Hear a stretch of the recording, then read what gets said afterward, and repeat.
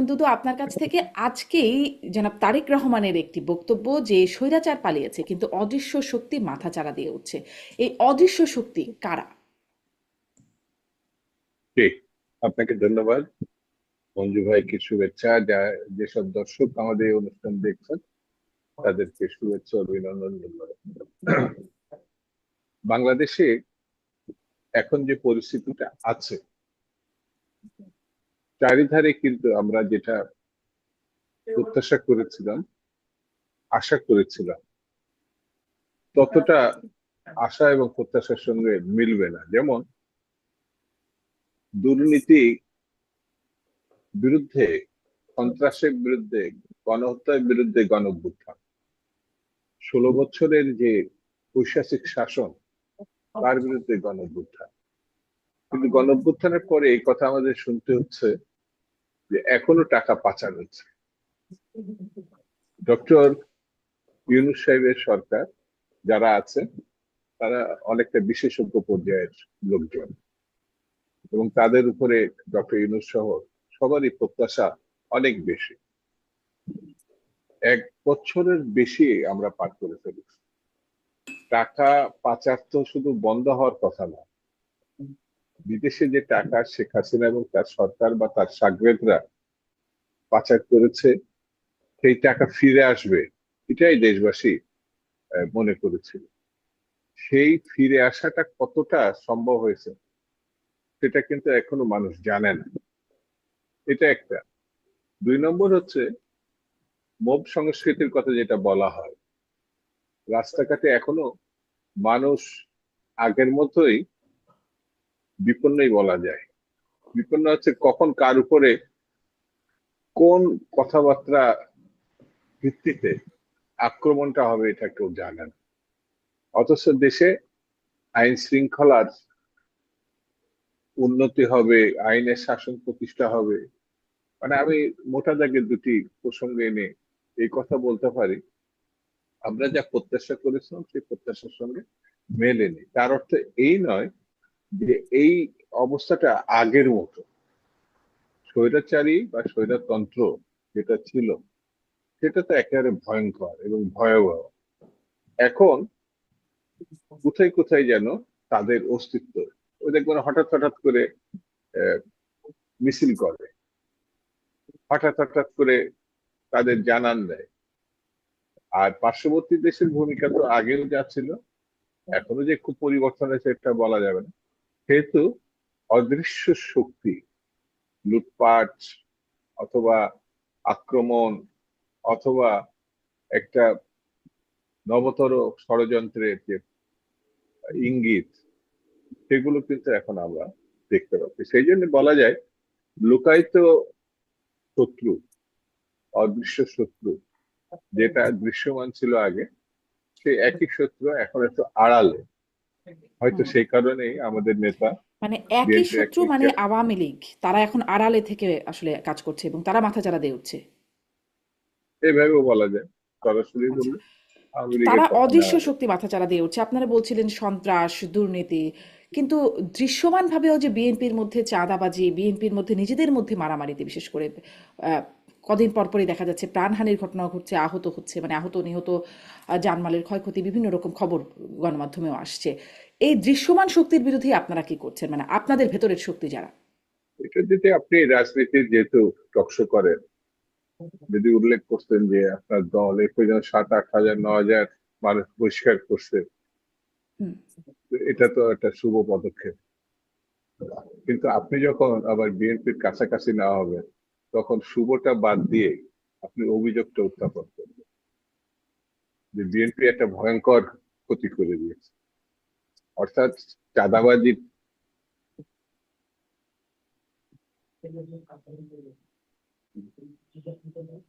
আচ্ছা, জনাব শামসুজ্জামান তুতুর কানেকশনটা মানে আবার ফ্রিজ হয়ে গেছে। আমি জনাব মুজিবুর রহমান মঞ্জু আপনার কাছ থেকেও আমি জিজ্ঞাসা করতে চাই, মানে অদৃশ্য শক্তি বলতে আসলে সেই আমি দৃশ্যমান শেষ শক্তি এখন করছি। অদৃশ্য হয়ে কাজ করছে এরকম মনে না না হচ্ছে, না, মানে? আমি শেষ করি, আপনি শেষ আচ্ছা, না, করি। আমি আসলে আপনাকে শুনতেই চাচ্ছিলাম, কানেকশন ফ্রিজ হয়ে গেছিল। জি, শেষ আমি করেন। বলতে চাচ্ছি যে আমাদের দল থেকে সিদ্ধান্ত নেওয়ার পরে স্বাভাবিক কারণে আইন শৃঙ্খলা বাহিনী তাদেরকে হেফাজতে নিতে পারবে।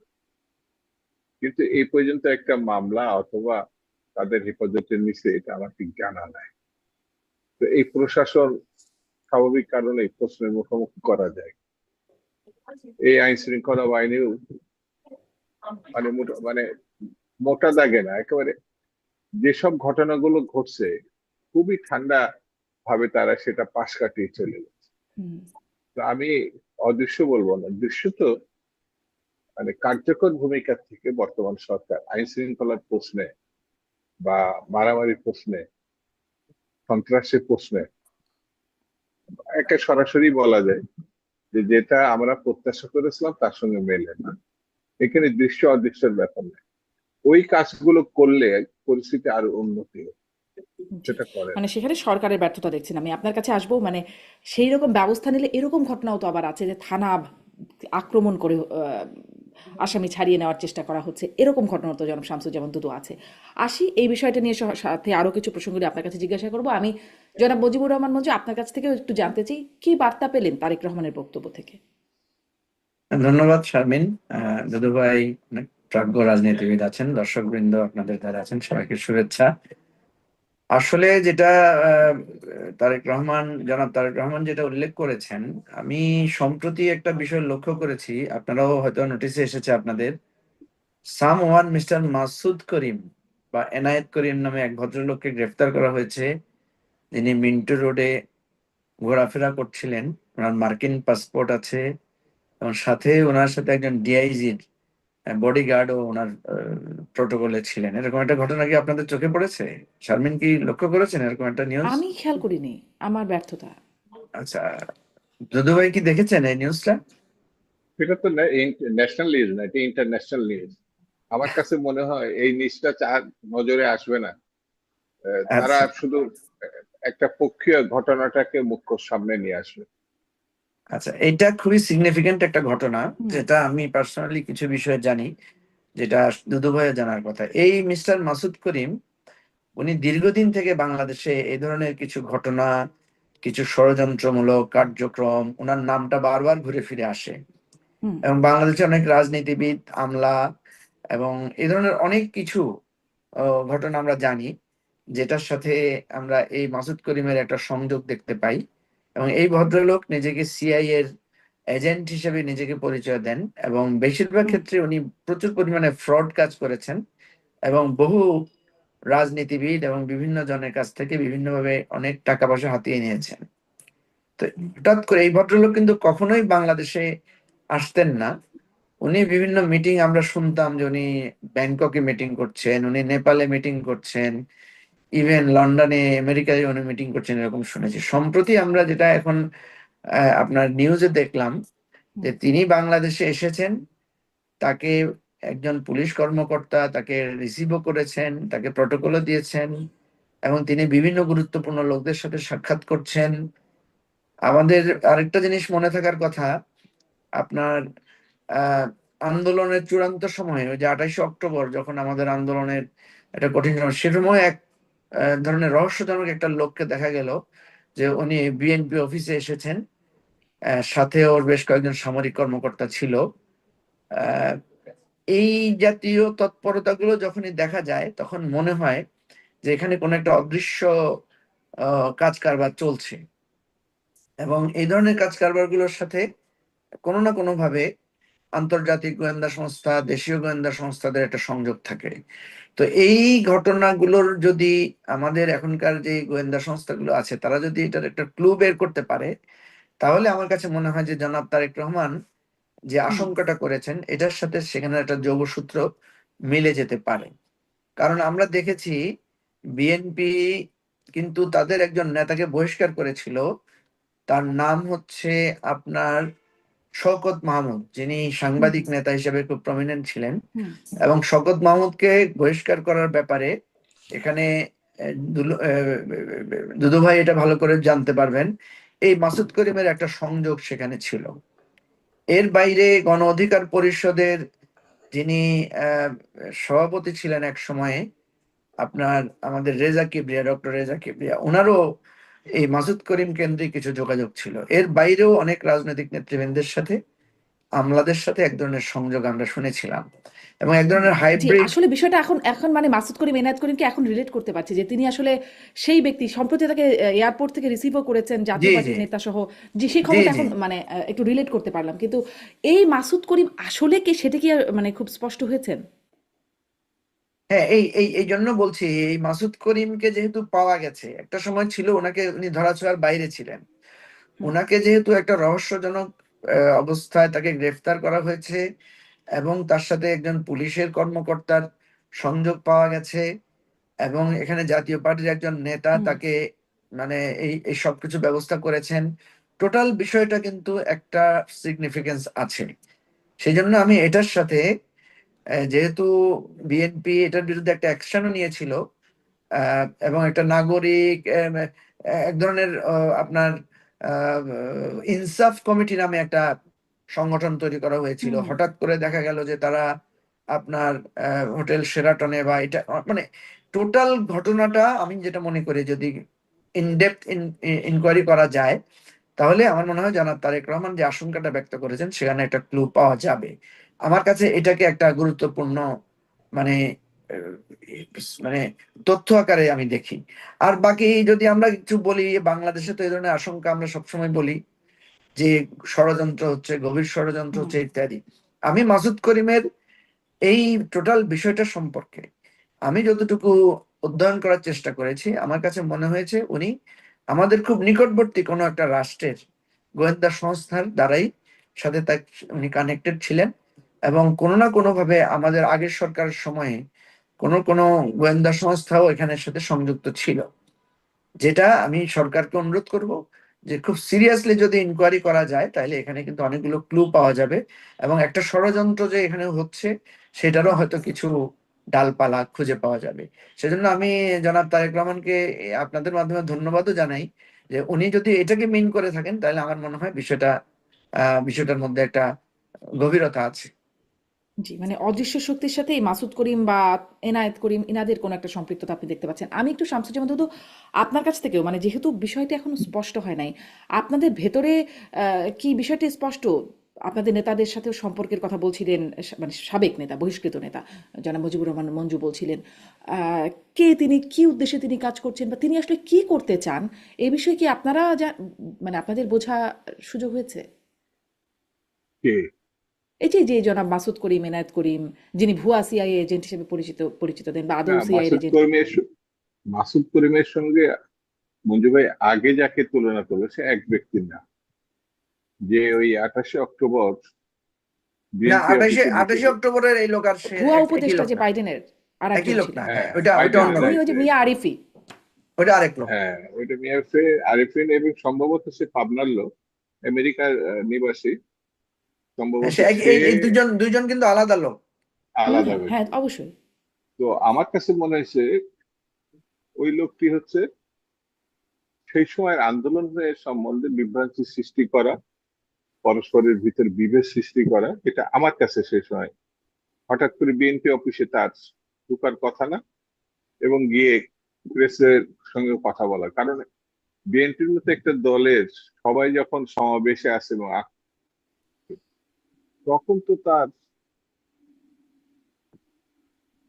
সেই দিন সে যে পরিস্থিতি, যেহেতু তার নামটা আসলো সেই জন্য, তো এই ধরনের কিছু লোক বিভিন্ন সময় বিভিন্ন ভাবে পরিস্থিতি ঘোলাটে করার জন্য, যেমন এই যে লোকটি এসে সিআইএর এজেন্ট হিসেবে নিজেকে দাবি করেছে এবং বিভিন্ন মহলে গিয়ে যোগাযোগ করার চেষ্টা করছে। তো এই লোকটি, হ্যাঁ, আমি মঞ্জু ভাইকে মনে করি যে মঞ্জু ভাই যেটা ব্যাখ্যা করলেন যে পার্শ্ববর্তী বা খুব নিকট একটি দেশ তাদের সঙ্গে কানেক্টেড থাকতে পারে, কারণ এই দেশটি আহ কোথায় যেন আমি দেখলাম এখন ভারতীয় পক্ষ থেকে বলা আছে তারা এক্সক্লুসিভ একটা নির্বাচন চায়। গত 3-4টা নির্বাচনে ভারতের এই শব্দটা উচ্চারণ করত। তো এখন আবার তারা এটা খুব হুম চাচ্ছে এবং গণতান্ত্রিক নিজেদেরকে তৈরি করার চেষ্টা করে। পার্শ্ববর্তী দেশ আমার কাছে মনে হয়েছে, আমাদের দেশে আর কি স্বৈরতান্ত্রিক, পার্শ্ববর্তী দেশ তো স্বৈরতন্ত্রের বাবা, এটা মা হতে পারে। গোষ্ঠীকে, মানে তাদের প্রধান একটি জাতিগোষ্ঠীকে, যেটা মুসলিম বলা যায়, তাদের মানে একেবারে নৃশংসভাবে তাদেরকে অত্যাচার ধ্বংস করার চেষ্টা করে। তারা যখন কোনো কিছু পদক্ষেপ নেবে, দেশ হিসেবে তারা বড়, তাদের অনেক বড় বড় হাতও আছে, সব ঠিক আছে,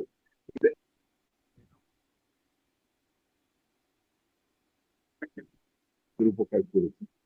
সেটা হচ্ছে স্বৈরতন্ত্রের পতনের পর তারা আমাদের বর্ডার বন্ধ করেছে, ব্যবসা বন্ধ করেছে, সবকিছু জায়গায় প্রতিবন্ধকতা সৃষ্টি করেছে। কিন্তু বাংলাদেশের মানুষ যে কোন রকম বিরোধিতা ছাড়া যত ধরনের বড় দেশই হোক না কেন নিজে উঠে দাঁড়াতে পারে, চলতে পারে, এটা কিন্তু গত এক বছরে বা তারও অধিক সময় এটা প্রমাণ করেছে। তারা আমাদের সাপোর্ট করুক আন্তর্জাতিকভাবে আর না করুক, তাতে কিছু যায় আসে না। তো এখন অদৃশ্য শক্তির যে প্রসঙ্গটা আপনি নিয়ে আসলেন, যে লোকটি ইতিমধ্যে ধরাও পড়েছে, আমার মনে হয় আইন শৃঙ্খলা বাহিনী হেফাজতে যখন আসে তখন এটা একটি ফ্রড নাকি সত্যিকারেরই ষড়যন্ত্রকারী বা অদৃশ্য শক্তি হিসাবে কাজ করার জন্য এসছে, এটা আমার কাছে মনে হতে পারে, সেটা বের করা সম্ভব হতে পারে। আরেকটি কথা এই প্রসঙ্গে বলি, আমাদের যত নির্বাচন নিকটবর্তী হচ্ছে ততই কিন্তু বিভিন্ন ধরনের পরিস্থিতি করার বিভিন্ন মত, তার মধ্যে একটি অংশ হতে পারে এই যে সিআইএর কথিত যে এজেন্ট, অতীতের কথা বললে তার ভূমিকা এবং বক্তব্য এবং কার্যক্রম। এখানে আমাদের মনে হয় মঞ্জু ভাই একটা কথা উল্লেখ করছে যে ওই সময় শওকত মাহমুদ সাহেব, উনি প্রতিযথ একজন সাংবাদিকও বটে, তো বিএনপি তো ছিলেন, বহিষ্কৃত হয়েছে। এখন কিন্তু আরেকজনের নাম আসছে, ওইটা বাইরে, তিনি আবার ওই যে ইনসাফ পার্টি কথা বলেন, তো তিনিও আবার একটা পার্টি বানাইছেন। তিনি হচ্ছেন চলচ্চিত্র অভিনেতা মিস্টার কাঞ্চন, ইলিয়াস কাঞ্চন, ইলিয়াস কাঞ্চন। তার নামটাও এখানে যুক্ত হয়েছে। তো এই ধরনের মানুষ আমার ধারণা অনেককে ব্যবহার করার উদ্যোগ নিতে পারে। কিন্তু বাংলাদেশে যে গণঅভ্যুত্থান হয়েছে এবং গণঅভ্যুত্থান পরবর্তীতে যে পরিস্থিতিটা এখন আছে, যত রকম ব্যর্থতা থাক যাই থাক, আবার ওই অবস্থায় ফিরে যাবে, মানে আগের অবস্থায়, এটা আমার মনে হয় এটা কোনোদিনই সম্ভব না। হুম। আওয়ামী লীগের মন্ত্রী, নেত্রী, এমপি, তারা নিজেরাই নিজেদের ধ্বংস ডেকে আনছে। তারা নিজেরাই নিজেদেরকে কি গণহত্যাকারী লুটেরা নিজেরা নিজেদের প্রমাণ করেছে। সেই জন্য যত অদৃশ্য শক্তি কাজ করুক না কেন, পিছনে ফিরে যাওয়ার আর কোনো সুযোগ নাই। জি, সামনের রাস্তাটা কেমন সেটাও একটু বোঝার চেষ্টা করবো জনাব শামসুজ্জামান দুদু। এই যে গণঅভ্যুত্থান পরবর্তী পরিস্থিতির কথা বলছিলেন, গণঅভ্যুত্থান ঠিক পরবর্তী সময়ে আমাদের যে ঐক্যটা দেখেছিলাম সকল রাজনৈতিক দলের মধ্যে, সেখানে সময়ের সাথে সাথে নানা বিষয়ে দ্বিমত থেকে বিভক্তি থেকে মুখোমুখি একটা অবস্থানও এখন দেখা যাচ্ছে। আমি জনাব মুজিবুর রহমান মঞ্জু, আপনার কাছে এই জন্য এই প্রসঙ্গে জানতে চাইবো যে জামাত এবং বিএনপির মধ্যে একটা সমঝোতার উদ্যোগও আপনারা 9টি দল মিলে নিয়েছেন, সেই খবরটি বেশ আলোচনায়ও এসেছে। আমি এই জন্য জিজ্ঞাসা করতে চাই যে তাদের ঐক্যমতের জন্য একটা ঐক্যমত কমিশন হলো, সেখানে আলোচনা হচ্ছে, বৈঠক হচ্ছে, তর্ক বিতর্ক বিভিন্ন দাবিতে হচ্ছে। সেখান থেকে সেটিকে পাশ কাটিয়ে বা সেটিতে যদি বলি ভরসা রাখতে না পেরে রাস্তায় আন্দোলনে চলে গেল জামাত সহ ইসলামী দলগুলো। এখন আবার আলাদা একটা বৈঠক করে, আপনারা আলাদা একটা মানে আয়োজন করে, বৈঠক করে, সেখানে আলোচনার আয়োজন করে সমঝোতার চেষ্টা করছেন। ঐকমত্যে সমঝোতার আলোচনা যদি সুফল না পায়, আপনাদের বৈঠকে সুফল পাবে এটি কেন বা কিভাবে হবে? না, এটা নিঃসন্দেহে আপনার কথাটা ঠিক আছে যে এত বড় লোকেরা করতে পারছে না, আমরা সেখানে কি করব। আসলে বিষয়টা সেরকম না। বিষয়টা হচ্ছে কি, ঐকমত্য কমিশনের যে আলোচনাটা হয় এটা কিন্তু অন ক্যামেরা হয়, তাই না? অন ক্যামেরা যখন আলোচনা হয়, প্রত্যেক দল কথা বলার সময় সেখানে অত্যন্ত মেপে মেপে কথা বলে। হুম। তাদের সেখানে অনেক কথা আছে যেগুলো ক্লারিফাই করা যায় না। আবার সেখানে একটা সময়ের সীমাবদ্ধতা থাকে, একটা নির্দিষ্ট সময় সবাইকে বলা হয় যে আপনার সময় 2 মিনিট বা আপনার সময় 3 মিনিট। তো এই একটা সীমাবদ্ধতা আছে বলেই কিন্তু ঐকমত্য কমিশন নিজেই বলেছে যে আপনারা কিন্তু যদি ফিল করেন আপনারা নিজেরাও কিছু আলোচনা সেরে নিতে পারেন। তো সেখানে তো স্বাভাবিকভাবেই আমরা যখন একসাথে বসি, মিটিং এর বাইরেও আমাদের মধ্যে এক ধরনের মত বিনিময় হয়, খাওয়ার সময় হয়, নামাজের বিরতিতে হয়, চা বিরতিতে হয়। তো আমরা যেটা ফিল করেছি যে ক্যামেরার সামনে বা আনুষ্ঠানিকতার জায়গায় লোকেরা যখন একরকম কথা বলে, কিন্তু যখন আবার ব্যক্তিগতভাবে আমরা আলোচনা করি বা একটা আর্গুমেন্ট দেই বা কখনো কখনো খুব অনুরোধ করি, তখন দেখা যাচ্ছে যে না, ওনাকে অ্যাপারেন্টলি যত কঠোর বা অনর বা রিজিড মনে হচ্ছে, আসলে তারা অত রিজিড না। এই জিনিসগুলো আমরা বোঝার চেষ্টা করেছি এবং আমরা তখন চিন্তা করেছি যে আউট অফ দি মানে আনুষ্ঠানিকতা এই ধরনের কিছু আলোচনা করে এখান থেকে আমরা কিছু আম, করতে পারি কিনা। যেমন ধরেন, এটার যে একটা ফল, শুভ ফল, সেটা আমি আপনাকে বলি। আমরা যখন 9টা দল যখন বসলাম, তখন আমরা কিন্তু সেখানে স্পষ্ট করে বিএনপির একটা মানে অবস্থান ছিল যে পরবর্তী সংসদে আপনার এই জুলাই সনদটা বাস্তবায়ন করবে, বা এনসিপির একটা অবস্থান ছিল যে গণপরিষদের মধ্য দিয়ে এই জুলাই সনদটা বাস্তবায়ন হবে। তো আমরা ওখানে খোলামেলাভাবে আলোচনা করলাম, আচ্ছা গণপরিষদ যদি হয়, তো গণপরিষদ তো স্পেসিফিক্যালি আপনার একটা সংবিধান প্রণয়ন বা সংবিধান পুনর্গঠন বা পুনঃসংস্কার বা রিরাইট যাই বলি এটা করার জন্য। তো সেই তারা তো নির্বাচিত প্রতিনিধি হবে। তো সেই গণপরিষদ যদি নির্বাচিত হওয়ার পরে বলে যে আমি আর কেন জুলাই সনদটাকে মধ্যে আমাকে কনফাইন রাখবো, আমি তো নতুন করে সংবিধান করতে চাই, বা আমরা সবাই মিলে সংবিধানকে নতুন ভাবে তৈরি করব। কারণ পার্লামেন্টে যিনি মেম্বার আসবেন, নির্বাচিত হবেন, বা গণপরিষদে যারা নির্বাচিত হবেন, তারা তো আমাদের এই 30-32 দলের বাইরের কেউ হতে পারেন। আবার আমাদের এখানে আমরা যারা আলোচনা করছি, স্বাক্ষর করছি, আমরা কেউ তো সেখানে সংসদে নাও থাকতে পারি। তো তখন একটা জটিলতা তৈরি হবে যে এটা যারা সাইন করেছে তারা তো এখানে পার্লামেন্টের মেম্বার না। আমরা তো এখানে মানে দায়িত্ব পেয়েছি, জনগণের ভোটে নির্বাচিত হয়েছি আমাদের মতো করে কাজ করার জন্য।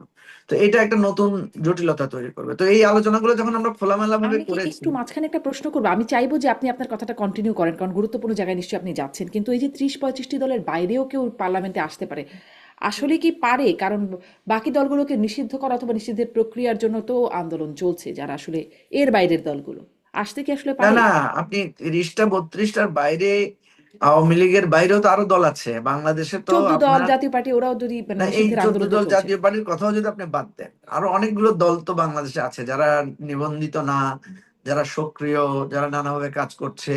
আবার ইলেকশন আসলে আমরা দেখি যে নতুন নতুন জোট, নানা ধরনের ফরমেশন তৈরি হয়, এবং স্বতন্ত্র প্রার্থী হওয়ারও অনেক লোক আছেন যারা স্বতন্ত্র নির্বাচিত হবেন। হুম। তো ধরেন, মানে আমি প্রত্যেকটাই বলছি যে এটা একটা মানে স্পেকুলেশন বা এটা একটা সম্ভাবনা। আমরা আমরা কি নিশ্চিত যে আমরা এই 30 দলের লোকেরাই শুধু এমপি হব বা নির্বাচিত হবো, আর কেউ হবে না? 1 নাম্বার প্রশ্ন। 2 নাম্বার হচ্ছে 30টা দল থেকে কয়টা দলের লোকেরা নির্বাচিত হবেন তাও তো আমরা জানি না। তো তখন এই জটিলতাগুলো হবে এবং এটা নিয়ে তখন রাজনৈতিক ব্লেম গেম হবে।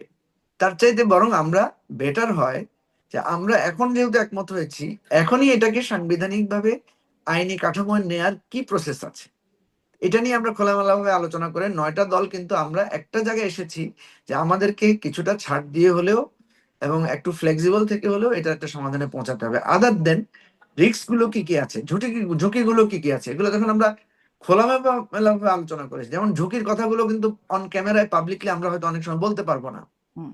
কিন্তু ঘরোয়া বৈঠকে আমরা অনেক কথা খোলামেলা ভাবে বলতে পারি। তো এই আলোচনায় আমরা দেখেছি যে আমাদের 9টা দলের মধ্যে কিন্তু একদম ঝেড়ে কেশে আমরা কথা বলতে পেরেছি। ফলে হুম। আমরা চিন্তা করছি যে এই আলোচনাগুলো যদি বিএনপির সাথে জামাতের সাথেও আলাদা আলাদা করে ওইভাবে অনানুষ্ঠানিক ভাবে করা যায়, আনুষ্ঠানিকতা বাদ দিয়ে, তাহলে অনেক জায়গায় আলাদা আরো কাছাকাছি আসা সম্ভব। ইতিমধ্যে কিন্তু আমরা অনেকটা কাছাকাছি চলে এসেছি, কারণ জুলাই সনদ বাস্তবায়নের জন্য অলরেডি বিএনপিও কিন্তু এখন একমত হয়েছে যে এটা একটা গণভোটের মধ্য দিয়ে আমরা সবাইকে এখানে অ্যাকোমোডেট করে ফেলতে পারবো। যখন আমরা গণভোট দিব, তখন কোনো দল বা ব্যক্তি আলাদা করে বলতে পারবে না যে আমার মতামত তো নেওয়া হয় নাই। তো সুতরাং আমরা খুব কাছাকাছি যেতে পেরেছি।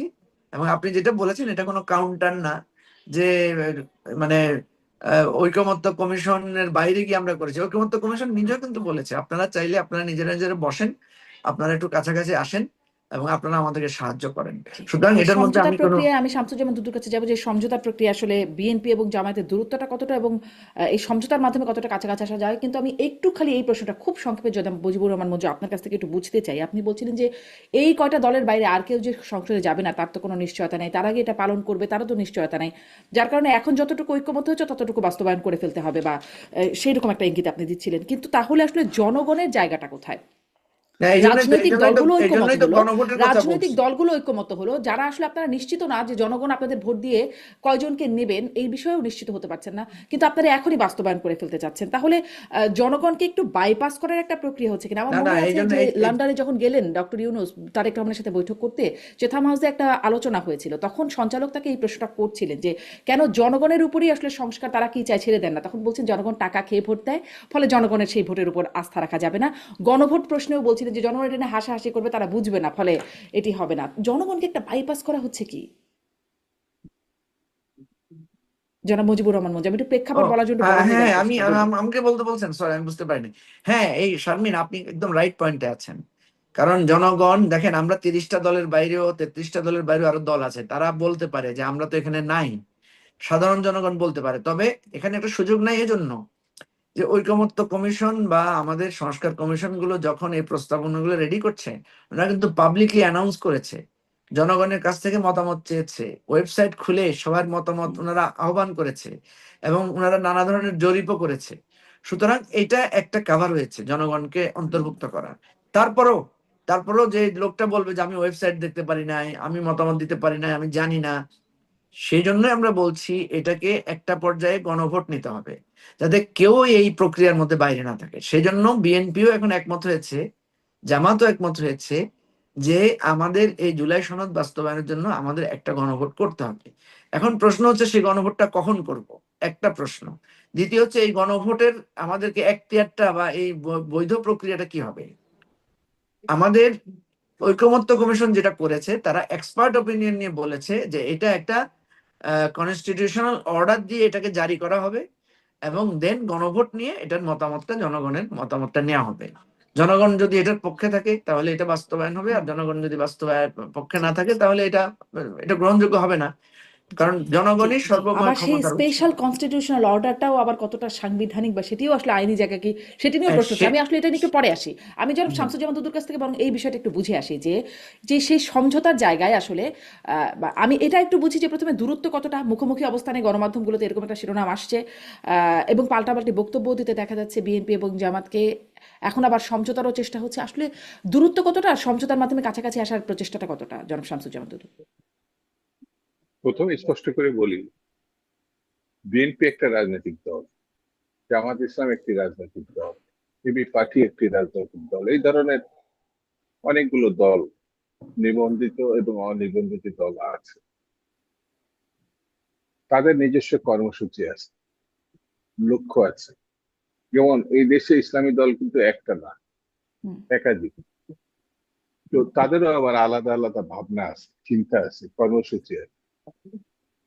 এই কর্মসূচি আছে বলেই বিভক্ত, পাল্টাপাল্টি এইসব শব্দ গণতন্ত্রের সঙ্গে যায় না। গণতন্ত্র হচ্ছে ভিন্ন মতকে শ্রদ্ধা করা, ভিন্ন চিন্তাকে অভিনন্দিত করা এবং ভিন্ন অবস্থানকেও মেনে নেওয়া। তো জামাতের সঙ্গে বিএনপির যে যোগাযোগ, সেটা একটি রাজনৈতিক দল হিসাবেই আছে। এখানে কোনো তিক্ততা নাই, পাল্টাপাল্টিও নাই, বিভেদও নাই, ভিন্ন মত থাকা আছে, সেটাকে বড় করে দেখার কোনো অবকাশ নাই। যেমন তারা যদি পেঁয়াজ পছন্দ করে বলতে পারে হুম। এবং তার জন্য আন্দোলনও করতে পারে, তো সেটা নিয়ে আবার উদ্বিগ্ন হওয়ার কিছু নাই। এটা স্বাভাবিকভাবে বিএনপি যেটা চাচ্ছে সেটা আমি বলতে পারি, একটি সাধারণ নির্বাচন চাচ্ছে, যে নির্বাচনটা 16 বছরে করা সম্ভব হয়নি। এখন সেই নির্বাচনটা কোনোভাবেই যদি বাধাগ্রস্ত হয়, তাহলে আগের সঙ্গে এখনকার পার্থক্যটা কি হবে, এই প্রশ্ন যদি সামনে আসে, তখন এটা হবে গণতন্ত্র বা নির্বাচনের জন্য একটা দুঃখজনক পরিস্থিতি। আমার কাছে মনে হয়নি এমন কোন রাজনৈতিক দল নির্বাচনের বিরোধিতা করছে। তারা তাদের মতো করে তাদের কথাগুলো বলার চেষ্টা করছে, গণমাধ্যম আবার তারা তাদের মতো করে সেই কথাগুলো উপস্থাপন করছে। কোনো কোনো জায়গায় কোনো কোনো রাজনৈতিক দলের বক্তব্য এই কারণে আহ, বিভক্তির রেখা, পাল্টাপাল্টি, রেষারেষি, তিক্ততা, এটা হলো তাদের তাদের মতো করে ব্যবহার করছে। আমার কাছে মনে হয়নি যে এমন কোনো তিক্ততা, বরঞ্চ যাদেরকে পরাজিত করা হয়েছে, যে আওয়ামী লীগ, তারা যেন আবার কোনো কারণে কোনো ফাঁক ফোকর দিয়ে আবার আসতে না পারে, সে ব্যাপারে এখনো পর্যন্ত কোনো রাজনৈতিক দল ঐক্যবদ্ধ নাই এবং এটা তুলনামূলক মেনে নিয়েছে এরকম ভাবনার ভিতর আছে কেউ, আমার কাছে মনে হয়। হ্যাঁ, সকল রাজনৈতিক দলই তো নির্বাচন চায়, সকল রাজনৈতিক দলই নির্বাচন করবে, কারোর শক্তি একটু কম থাকতে পারে, কারোর শক্তি একটু বেশি থাকতে পারে। এখনই আপনার নির্বাচনের আগেই কিন্তু সবকিছু সিদ্ধান্তমূলক কথা বলা আমার বিবেচনায় এটা ঠিক না। আগে জনগণের কাছে যেটি গ্রহণযোগ্য হচ্ছে সেটি হচ্ছে নির্বাচন। সেই নির্বাচনে যতক্ষণ পর্যন্ত আমরা যেতে না পারবো ততক্ষণ পর্যন্ত ধোয়াটে পরিস্থিতি, বিভিন্ন রকম ধরনের বক্তব্য থাকবে। কিন্তু আমি এখনো আশাহত না বা হতাশও না যে আমরা আগের পরিস্থিতি থেকে আমাদের বিচ্যুতি হয়েছে। আমার কাছে এটা মনে হয় সবাই কাছাকাছি আছে। কখনো যদি মনে করে যে আলোচনার দরকার, সেই আলোচনা করছে। আরেকটি জিনিস বলি, যত নির্বাচন এগিয়ে আসবে তত জোটের বা বা আলাদাভাবে তারা থাকতে হবে। মেরুকরণ তো আস্তে আস্তে এগোবে। যে কোনো রাজনৈতিক দল তারা এই কৌশল তো নিতেই পারে যে কোন কোন দলের সঙ্গে গেলে তারা ভালো করবে, সিটের সংখ্যা বাড়তে থাকবে, এটা তো ভাবতেই পারে। এর জন্য আবার নির্দিষ্টভাবে কোন কোন রাজনৈতিক দলের উপর চাপও প্রয়োগ করতে পারে। সেটি অবলোক না, চাপটা প্রয়োগ করে কথার কথা বিএনপির সঙ্গে যদি জোট করে কেউ, তো তার সঙ্গে যদি কেউ সিট সংখ্যা বাড়াতে চায়, সে যদি কৌশলী হয়ে কোনো না কোনো কর্মসূচিতে যায়, আপনি সেটাকে তো খারাপ কিছু বলার কোনো সুযোগ নাই। জি, এটা একটু তাদের একটু প্রশ্ন কৌশল। করি যে এই বিভক্তি মুখোমুখি প্রশ্ন থেকে আসলে জোটের জায়গায় আপনি কথা বলছেন, মানে সেখান থেকে প্রশ্নের মানে রিপ্লাই দিতে দিতে আমি একটু আসি যে জনাব মুজিবুর রহমান মঞ্জু একটা ইন্টারেস্টিং প্রপোজাল দিয়েছিলেন সেদিন, শুনছিলাম যে বিএনপি জামাত জোট করুক আর বাকি ওনাদের যে দলগুলো আছে, ছোট দল বা অন্যান্য যে দলগুলো আছে, তারা মিলে আলাদা তাদের রাজনীতিটা তাদের মতো জোট করে বা আলাদা করে রাজনীতি করা, এই প্রস্তাবকে কিভাবে নেন? না না, মঞ্জু ভাই তো ছাত্র রাজনীতি থেকে আসা, এখন একটা দলের চেয়ারপারসন, চেয়ারম্যান, তো তিনি তো তার মতো করে কথা বলতেই পারে, করতে পারে না? করতে পারে। তবে আমার কাছে মনে হয়েছে যে যাদের নিয়ে কথা, যাদের নিয়ে ভাবনা, যাদের নিয়ে বক্তব্য, তারা কি মনে করে যে এই মেরুকরণে কোথায় গিয়ে কোন দল কিভাবে দাঁড়াবে। যেমন বিএনপি আগে জোটে ছিল, 4 দল, 20 দল, 18 দল এভাবে ছিল। এখন কিন্তু বিএনপি কোনো জোটে নাই, অর্থাৎ আন্দোলনের শেষের দিকে এসে 20 দল ভেঙে দেওয়া হয়, 4 দল তো আরো আগে বিলুপ্ত হয়। তো স্বাভাবিক কারণে বিএনপি কে আবার জোটে যাবে কিনা সেটা তো বিএনপি কে আগে ভাবতে হবে। তো যেহেতু বিএনপি এখনো জোটে যাওয়ার কথা ভাবছে না, এখনো পর্যন্ত সে একা দলগতভাবে নির্বাচনে চিন্তা করছে, তো মঞ্জু ভাই যখন এটা ভেবেছেন, তো মঞ্জু ভাইকে ধন্যবাদ দেওয়া যায় যে তিনি যে অ্যাটলিস্ট বিএনপি কে নিয়ে ভাবছে, হ্যাঁ, চিন্তা করছে, এটা তো ভালো সংবাদ। জি, জনাব মুজিবুর রহমান মঞ্জু, আপনার এই ভাবনার জন্য ধন্যবাদ পাচ্ছেন আপনি। আরো কি মানে ভাবনাগুলো আরেকটু স্পষ্ট হতে চায়? নানান রকম ভাবনা আছে, আপনার ভাবনা অনেকের ভাবনাই আছে। আহ সেটার বিষয়ে আপনার একটু ব্যাখ্যা শুনতে চাই যে বিএনপি জামাতকে জোট করার পরামর্শ আপনি দিচ্ছেন, জামাত ওদিকে অলরেডি ইসলামী দলগুলোর সাথে জোট করবে বলে বলে দিয়েছে, এনসিপি আর গণ অধিকার পরিষদ তারা একীভূত হয়ে যাচ্ছে, এরকম একটা বিষয় শোনা যাচ্ছে। আবার যাদের নিষিদ্ধ করার জন্য আন্দোলন চলছে, জাতীয় পার্টি, তারাও জোটবদ্ধভাবেই নির্বাচন করবে বলছেন একাংশের চেয়ারম্যান আনিসুল ইসলাম মাহমুদ। জোট নিয়ে আসলে সামনের নির্বাচন আসতে আসতে কিরকম সমীকরণ দাঁড়াতে পারে, কোনো পূর্বাভাস আপনি দেখেন কিনা? হ্যাঁ, আমি এই কথাটা কেন বলেছি, এটা একটা প্রেক্ষাপট ছিল। আমাকে প্রশ্ন করা হয়েছিল যে ফেব্রুয়ারিতে নির্বাচনের আপনি কোনো আশঙ্কা দেখেন কিনা। না, আমি বলেছি হ্যাঁ, আশঙ্কা দেখি। কারণ ফেব্রুয়ারির নির্বাচনে আশঙ্কা দেখি এই জন্য যে এখানে আমাদের একটা অবস্থা ছিল যে এতদিন আমাদের কাছে মনে হয়েছিল যে নির্বাচনটা একপেশে হয়ে যাচ্ছে, কারণ এতদিন আমরা জানতাম যে প্রধান প্রতিদ্বন্দ্বী দল হচ্ছে বিএনপি এবং আওয়ামী লীগ। তো বিএনপি এবং আওয়ামী লীগের এই প্রতিদ্বন্দ্বিতার মধ্যে আমরা দেখতে পাচ্ছি যে আপনার আহ জাতীয় পার্টি এবং আওয়ামী লীগ অনেকটা ইলেকশনের তাদের করার আর সুযোগ থাকছে না। ইভেন আপনার আওয়ামী পন্থী আওয়ামী লীগের দূরতম সম্পর্কযুক্ত যারা ইলেকশন করতে আসবে জনগণের কাছে তারা প্রত্যাখ্যাত হবে, কিংবা তারা অনেকে মামলা মোকদ্দমার মধ্যে আছেন এবং আসলেই তাদের মানে নির্বাচনী পরিবেশটা বিঘ্নিত হবে, এই ধরনের একটা মানে ধারণা আমাদের মধ্যে তৈরি হয়েছে। বাট আওয়ামী লীগ কিন্তু একটা ষড়যন্ত্রের মধ্য দিয়ে থাকবে, তারা এই নির্বাচন যাতে হতে না পারে সেটার জন্য তারা কিছু নানা রকমের মেকানিজম করবে। আর অপরদিকে আমরা দেখতে পাচ্ছি যে নেক্সট পার্টি হিসেবে যে পার্টিটা খুব ইম্পর্টেন্স পাচ্ছে সেটা হচ্ছে জামাত, এবং জামাতের ইলেকট্রাল পজিশনে জামাত চেষ্টা করছে একটা অ্যালায়েন্স তৈরি করার জন্য। জামাত যখন একটা অ্যালায়েন্স তৈরি করার জন্য চেষ্টা করছে, এবং তখনই দেখা যাচ্ছে এতদিন আমরা দেখেছি জামাত এবং এনসিপির একটা অ্যালায়েন্স হওয়ার একটা সম্ভাবনা বা এরকম কিছু মানে হুম। গুঞ্জন আমরা শুনেছি। তখন আমরা দেখছি যে একটা উত্তেজনা ছড়াচ্ছে, এবং সেই উত্তেজনাটা কিছু কিছু জায়গায় আমরা দেখেছি মারামারির পর্যায়ে পৌঁছাচ্ছে, কিছু কিছু জায়গায় ব্লেম গেম হচ্ছে, কিছু কিছু জায়গায় উত্তেজিত কথাবার্তা হচ্ছে, একে অপরকে হেয় করে কথাবার্তা হচ্ছে। তো এই পরিপ্রেক্ষিতে যখন আমাকে সাংবাদিক বন্ধুরা জিজ্ঞেস করলেন যে এই ফেব্রুয়ারি নির্বাচনের ব্যাপারে মানে শান্তিপূর্ণভাবে নির্বাচন হওয়ার উপায়টা কি, তখন আমি বলেছি যে আমাদের যে আইন শৃঙ্খলা পরিস্থিতি, পুলিশ আর্মি তাদের যে অবস্থা দেখা যাচ্ছে, অ্যাডমিনিস্ট্রেশনের যে ভঙ্গুর অবস্থা দেখা যাচ্ছে, তাতে আমাদের যদি একটা রাজনৈতিক সমঝোতা না হয় এবং আমরা যদি একে অপরের জয় পরাজয় মেনে নেয়ার মতো মানসিকতা রাখতে না পারি, আমরা ইতিমধ্যে ডাকসু এবং জাকসু নির্বাচনে দেখেছি যে পরাজয় মেনে না নেয়ার সংস্কৃতি কিন্তু এখনো আমাদের মধ্যে কারো কারোর মধ্যে বিরাজমান আছে এবং নানা রকমের ব্লেম আছে। যেমন আমরা দেখেছি যে ছাত্র দল বা বিএনপির নেতারা অভিযোগ করেছেন যে ছাত্র শিবিরকে ছাত্রলীগের ছেলেরা ভোট দিয়ে দিয়েছে। তো এখন এটা এই ধরনের কথাবার্তা যখন হয় তখন দেখা যাচ্ছে যে জয় পরাজয়ের একটা মানে মেনে মানা না মানার এক ধরনের একটা প্রবণতা আছে।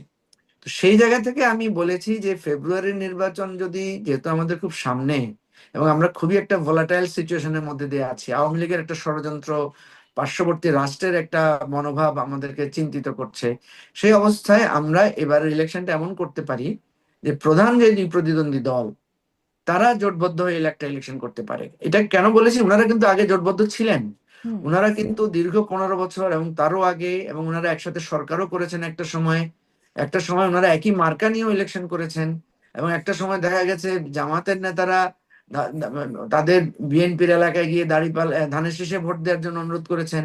আবার জামাতের এলাকায় গিয়ে আমরা দেখেছি বেগম খালেদা জিয়া দাঁড়িপাল্লা হাতে নিয়ে, এক হাতে ধানের শীষ এক হাতে দাঁড়িপাল্লা নিয়ে বলেছেন আমাদের এই দুইটা মার্কায়, আমাদের এই দুইটা মার্কাতে আপনারা ভোট দিবেন। তো এই যে তাদের একটা সুহৃদ সম্পর্ক ছিল, সেই সম্পর্কটা তৈরি হয়েছিল কেন? সেই সম্পর্কটা তৈরি হয়েছিল আওয়ামী লীগের একটা ফ্যাসিজমকে মোকাবেলা করার জন্য বা আওয়ামী সন্ত্রাসকে মোকাবেলা করার জন্য। তো এখন আমাদের দেশটা কি সেটা থেকে পুরো মুক্ত হয়ে গেছে? আমরা তো হই নাই, আমরা তো নানা রকম আশঙ্কার মধ্যে আছি। এই যে বারবার বলা হচ্ছে গভীর ষড়যন্ত্র চলছে বা অদৃশ্য ষড়যন্ত্র চলছে, তাহলে এত ষড়যন্ত্রের মধ্যেও আপনারা নির্ভর কিভাবে? সেই জন্য আমি বলছি যে এই এই ষড়যন্ত্র মোকাবেলা করা বা অনিশ্চয়তা দূর করার জন্য বিএনপি জামাতের যেহেতু একটা দীর্ঘদিনের বন্ধুত্ব ছিল, সাময়িকভাবে এখন একটু তাদের সম্পর্কের টানাপোড়েন আছে, তারা যদি একটা কম্বাইন্ডলি একটা জোট করেন, আর আমরা অন্য যে পার্টিগুলো আছে তারাও যদি আমরা একটা জোট করি বা আমরা আলাদা করে ইলেকশন করি, তাহলে ফেব্রুয়ারির ইলেকশনটা আশা করা যায় অনেক আশঙ্কা থেকে মুক্ত থাকবে। এবং ইলেকশন আশঙ্কা থেকে মুক্ত হলো, সংসদের চেহারাটা কি হবে তাহলে? মানে কে যাবে দেখেন বিরোধী দল? সংসদের, হ্যাঁ এটা এটা একটা ভালো কথা বলেছেন শারমিন, সংসদে অনেকে মনে করছেন সংসদ একপেশে হয়ে যাবে, অনেকে বলছেন বিরোধী দল থাকবে না। আচ্ছা এটা আমি কিভাবে বুঝবো? কারণ আমরা তো এই যে দেখলাম ডাকসু জাকসুতে যেই আমরা যে ধারণাগুলো করেছিলাম সেই ধারণাগুলো তো ফেল করেছে। হুম। এর আগে 91 সালে আমরা দেখেছি যে শেখ হাসিনা ক্যাবিনেট ফর্ম করে ফেলছিলেন, এরকমের আগাম ছিল, কিন্তু সেখানে দেখা গেলো বিএনপি ব্যাপক বিজয় অর্জন করেছে। সুতরাং বিএনপি জামাত জোট হয়ে গেলেই যে আমরা যারা অন্যান্য দলগুলো আছি, আমরা মানে আমরা যে নতুন রাজনীতির কথা বলছি, আমরা তো দেখছি সার্ভে গুলোতে যে প্রায় 50%-এর মতো ভোটাররা ফ্লোটিং ভোট আছে, তারা মনে করছে না যে তারা কাকে ভোট দিবে। সুতরাং এই কথাগুলো বলাটাও তো আরেকটা অযৌক্তিক কথা যে আপনি মনে করছেন যে এক পেশে হয়ে যাবে, বিরোধী দল থাকবে না, এটা তো হতে পারে না। বিরোধী দল তখন অন্যরা থাকবে। আর জি কখনো কখনো দেখা গেছে একজোট ইলেকশন করলেও বিএনপি জামাত কিন্তু আগে একজোট ইলেকশন করেছে, করার পরও কিন্তু কখনো কখনো তারা বিরোধী দলের ভূমিকায় ছিল। 91 সালে আমরা দেখেছি যে জামাতের সাপোর্টে বিএনপি ক্যাবিনেট গঠন করেছিল, পরে কিন্তু আবার সেটা প্রত্যাহার করে জামাত কিন্তু বিরোধী দলের ভূমিকায় অবতীর্ণ জি হয়েছে। সুতরাং জি আমার প্রাইম টার্গেট হচ্ছে, এখন যেহেতু একটা কঠিন জটিল পরিস্থিতির মধ্যে আমরা আছি, নির্বাচনটা সুষ্ঠু করার জন্য এটাকে আমি একটা প্রপোজাল আকারে দিয়েছি। এটা তো জি আমার অনেক একটা ধন্যবাদ। জাস্ট আপনি পরামর্শ। ধন্যবাদও পাচ্ছেন এটার জন্য। কিন্তু সেই প্রপোজাল আসলে বিএনপি আমলে নেয় কিনা, বিএনপিটা নিয়ে কথা বলে কিনা। কারণ বিএনপির সালাউদ্দিন আহমেদ বলেছিলেন যে জোটের জন্য এনসিপির জন্য দ্বার খোলা আছে, কিন্তু জামাতের সাথে হবে না। এরকম একটা বার্তা আগেও দিয়েছিলেন সালাউদ্দিন আহমেদ। যাই হোক, সামনে জোটের সমীকরণ অনেক কিছু হবে, সামনে হয়তো আমরা দেখবো। জনাব শামসুজ্জামান দুদু, একটু এই প্রসঙ্গে আসতে চাই। জাতিসংঘ সাধারণ অধিবেশনে মাননীয় প্রধান উপদেষ্টা যাচ্ছেন, এবং যাচ্ছেন তিনটি রাজনৈতিক দলের 4 জন সদস্য যাচ্ছেন। বিএনপি থেকে মির্জা ফখরুল ইসলাম আলমগীর এবং তারেক রহমান পররাষ্ট্র বিষয়ক উপদেষ্টা, জামাত থেকে যাচ্ছেন, এনসিপি থেকে যাচ্ছেন। আমাকে একটু মানে একটু বুঝতে চাই আপনার কাছ থেকে, তারা সেখানে গিয়ে তাদের ভূমিকাটা কি হবে বা কি করবেন? এটা জাতিসংঘের একটা সাধারণ অধিবেশন। সেখানে সরকার মনে করছে নতুন প্রেক্ষাপটে বিএনপি বা যাদেরকে তিনি সঙ্গে নিচ্ছেন হুম, তাদেরকে যদি জাতিসংঘে নিয়ে যাওয়া যায়, তাহলে বাংলাদেশের বড় একটি শ্রেণী বা দেশের প্রতিনিধিত্ব করার মতো একটি অবস্থা থাকবে। কিন্তু তাদের নিয়ে জাতিসংঘে এই রাজনৈতিক অধিবেশন বলেন আর সাধারণ অধিবেশন বলেন, সেখানে সরকার এই সিদ্ধান্তটা নিয়েছে। এটা আমার ব্যক্তিগত মতামত বা ভাবনা। তো এই জাতিসংঘে গেলে জাতিসংঘের বাইরে যেসব দেশ আছে সেগুলো না, জাতিসংঘভুক্ত, যেমন ভারত বা ইউরোপ বা অন্যান্য দেশ, যেহেতু এখন কিন্তু আওয়ামী লীগ নাই, কিন্তু আওয়ামী লীগের কিছু বন্ধু দেশ আছে, তার ভিতরে অন্যতম ভারত। সেহেতু তাদের ভূমিকা কি হবে এখনো কিন্তু আমরা স্পষ্ট জানি না। কিন্তু গত 1 বছরে তাদের কথাবার্তা, চাল চলন, এগুলো আমরা জানি। সেই জন্য সরকার যেহেতু মানে এই ধরনের পদক্ষেপ নিয়েছে, আমি মনে করি এটি যৌক্তিক এবং দেশের বিরাজমান পরিস্থিতিতে এটি উল্লেখযোগ্য ঘটনা।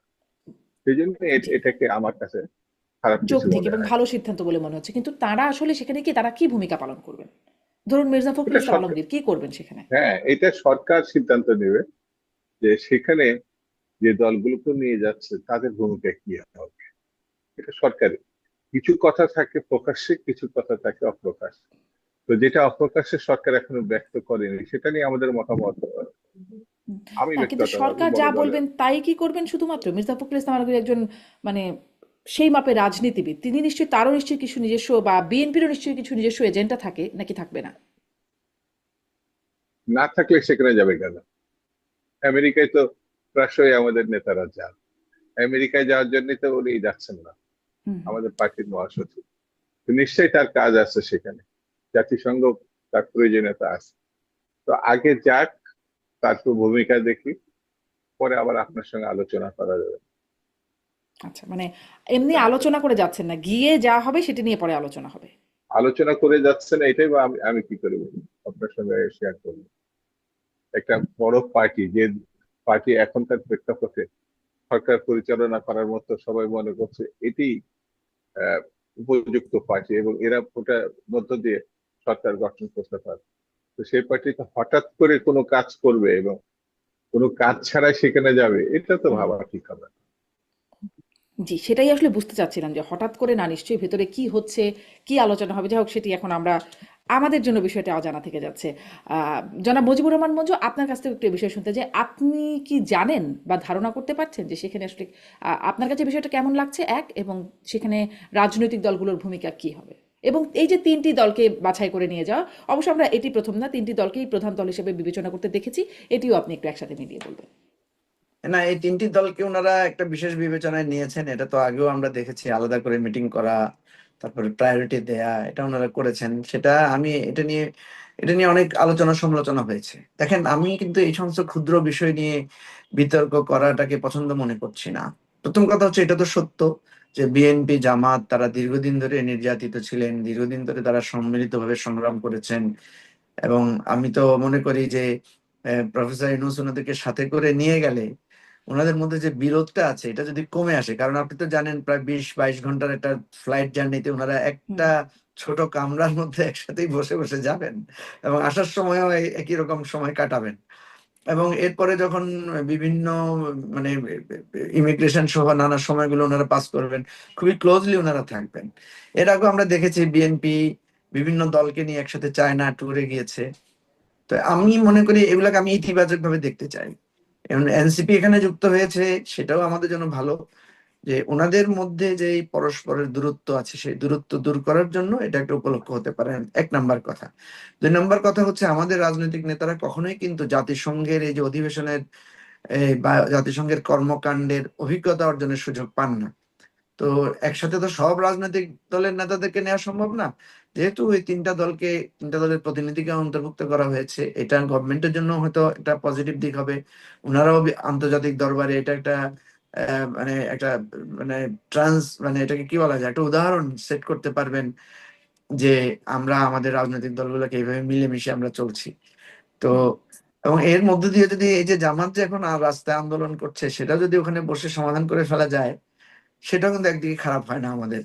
এবং আমরা যে জুলাই সনদ বাস্তবায়নের যে আলাপগুলো করছি, এটাও যদি সেখানে একটা সমাধান হয়ে যায়, আর আমি যে প্রস্তাবটা দিয়েছি যে একটা জোট হুম করার জন্য, সেখানেও যদি এই ধরনের কিছু আলোচনা হয়, তাতে একটা ভালো অর্জন হবে। তো সার্বিকভাবে আমি এটাকে খুব খারাপ ভাবে দেখি না। তবে যেটা সমস্যা হয়, রাষ্ট্র যখন আহ, অনেকগুলো রাজনৈতিক দলের মধ্য থেকে বিশেষ 3টা দলকে প্রাধান্য দেয়, তখন রাষ্ট্রকে একটা জিজ্ঞেস করার বা প্রশ্ন করার একটা সুযোগ থাকে যে এটা কি কোনো ধরনের বৈষম্য কিনা, বা এটা কোনো ধরনের ওনার প্রায়োরিটি সেট করেছেন কিনা, বা এই নির্ধারণ করার ব্যাপারে ওনাদের কোনো মূলনীতি আছে কিনা। এই জিনিসগুলো আসবে আর কি। তো যাই হোক, আমি যেটা মনে করি যে এখান থেকে যদি ভালো কিছু আসে হুম এবং ওনাদের সম্পর্কের যদি টানাপোড়েনটা বন্ধ হয় এবং নির্বাচনটা যদি সুষ্ঠুভাবে হয়, তাহলে কিন্তু কোনো অসুবিধা নাই। কিন্তু নিশ্চয়ই। দেশে আসার পরে যদি দেখা যায় যে সেই আগের বিরোধটা বা আগের বিতর্কটা সেভাবে রয়েছে, তখন কিন্তু এটা মনে হবে যে এটা বেশি ফলপ্রসূ হয় না আর কি।